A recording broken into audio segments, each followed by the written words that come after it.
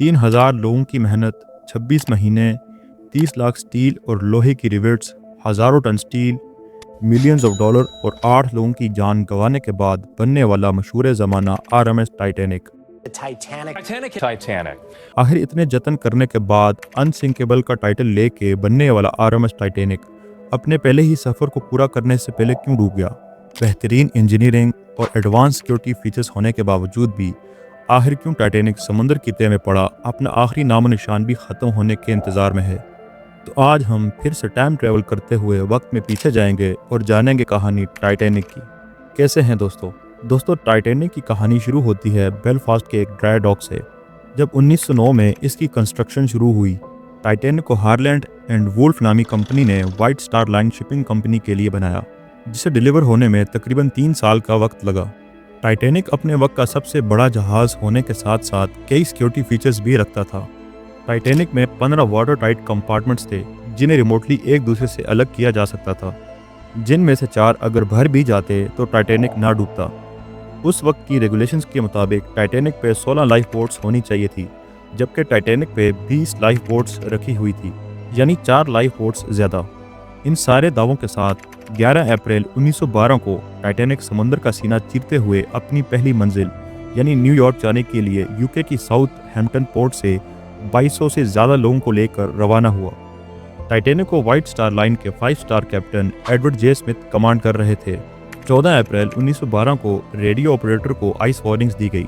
1912 के ज़माने में शिप्स में ना तो एडवांस रेडार हुआ करते थे और ना ही इंटरनेट का दौर था जिससे आइस वार्निंग्स दी जाएं। इसीलिए हर शिप में एक रेडियो ऑपरेटर हुआ करता था। 14 अप्रैल रात के 8:55 पे कैप्टन जे स्मिथ ने ब्रिज का राउंड लिया और शिप की प्रोग्रेस पर नज़र डालने के बाद अपने रूम की तरफ चले गए। अटलांटिक ओशन इस रात बिल्कुल पुरसुकून था, कोई हलचल नहीं थी। सुनने में शायद ये काफ़ी अच्छा मालूम हो, लेकिन ऐसा हरगिज़ नहीं।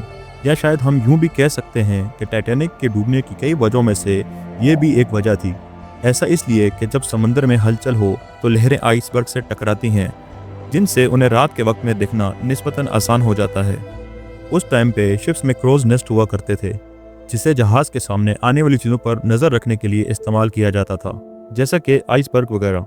इसी तरह टाइटैनिक के क्रोज नेस्ट में खड़े लोगों ने कुछ अजीब नोट किया। उन्होंने नोट किया कि कोई बड़ी सी चीज़ जहाज़ के सामने आने वाले स्टार्स को छुपा रही है। जैसा कि अभी हमने जाना कि उस वक्त समंदर बिल्कुल काम था, तो इन 2 लोगों को भी ये समझने में देर नहीं लगी कि ये कोई आइसबर्ग है। इन लोगों ने फौरन ब्रिज पे मैसेज दिया, आइसबर्ग डेड अहेड, यानी शिप के बिल्कुल सामने आइसबर्ग है। ब्रिज ऑफिसर ने फौरन हार्ड टू पोर्ट का एक्शन लिया। याद रहे टाइटैनिक उस वक्त अपनी फुल स्पीड यानी 23 नॉट्स पे था। ऊपर से सितम ये कि टाइटैनिक और आइसबर्ग के बीच महज 400 से 450 मीटर का फासला था, जो टाइटैनिक जैसे 269 मीटर लंबे जहाज के लिए ना होने के बराबर है। ब्रिज ऑफिसर्स के फौरन एक्शन लेने से हुआ ये कि टाइटैनिक आइसबर्ग से डायरेक्टली टकराने से बच गया और टाइटैनिक के हल से रगड़ खाता हुआ गुजर गया। उस टाइम पे वेल्डिंग ज़्यादा रिलायबल नहीं हुआ करती थी, इसलिए रिवेट से काम लिया जाता था। टाइटैनिक के केस में भी ऐसा ही हुआ था। अब जब जहाज़ ने आइसबर्ग के साथ रगड़ खाई थी तो यह रिवेट्स टूट गई और पानी जहाज़ के अंदर आने लगा। पानी इस तेज़ी से जहाज़ के अंदर आ रहा था कि जहाज़ के 15 में से 5 कंपार्टमेंट्स डूबने लगे। रात के 11:48 पे कैप्टन जे स्मिथ उठे और नीचे जाके सूरत हाल का जायजा लिया और इंजन बंद करने का ऑर्डर दिया। कैप्टन जे स्मिथ ने जब देखा कि अनसिंकेबल का टाइटल लेके समंदर में उतरने वाले टाइटैनिक के 15 में से 5 कंपार्टमेंट डूब रहे हैं, तो वो टाइटैनिक का आगे होने वाला अंजाम समझ चुके थे। 14 अप्रैल की रात 12 बजे कैप्टन ब्रिज पे वापस आए और अंदाज़ा लगाने लगे कि उनके पास कितना वक्त बाकी है। जल्द ही कैप्टन को दिख गया कि उनके पास महज 1.5 से 2 घंटे का वक्त ही बाकी है। दूसरी तरफ इंजीनियर्स अपनी पूरी जान लगा के शिप के अंदर आने वाले पानी को वापस बाहर पंप कर रहे थे, लेकिन पूरी जान लगाने के बावजूद हालात काबू में नहीं आ रहे थे। 12:14 पे कैप्टन ने रेडियो ऑपरेटर फिलिप्स को SOS यानी सेव आवर सोल्स की कॉल देने को कहा, ताकि अगर इनके करीब कोई दूसरा जहाज़ है तो इनकी मदद को आ सके। एक तरफ तो क्रू की दौड़ें लगी हुई थी, लेकिन दूसरी तरफ पैसेंजर इस सब को सीरियस नहीं ले रहे थे।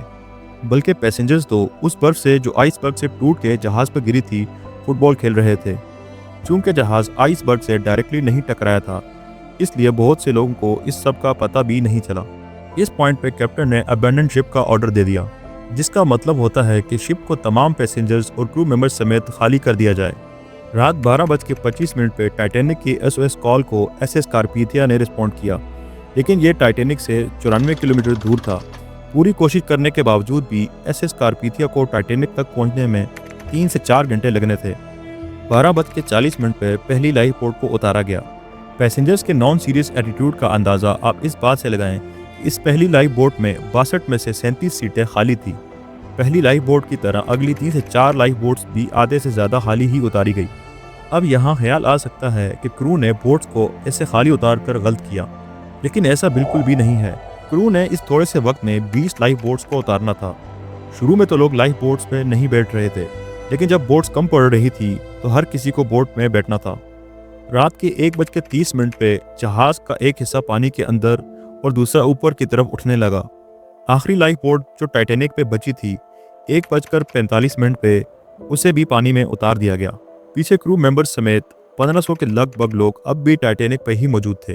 कई लोगों ने ये सोच के पानी में छलांग लगा दी कि शायद इससे उनकी जान बच जाए, लेकिन वो सब के सब हाइपोथर्मिया का शिकार बन गए। रात के 1:50 के आसपास जहाज के तमाम जनरेटर्स बंद हो गए।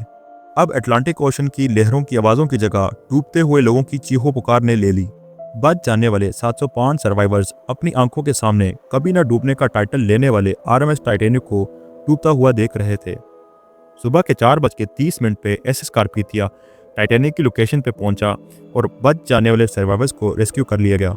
टाइटैनिक को डूबे हुए 100 साल से ज़्यादा होने के बावजूद आज भी टाइटैनिक समुद्र की गहराइयों में अपना मुकम्मल नामो निशान मिटने के इंतज़ार में है, क्योंकि एक वक्त ऐसा भी आएगा जब टाइटैनिक का कुछ भी नहीं बचेगा।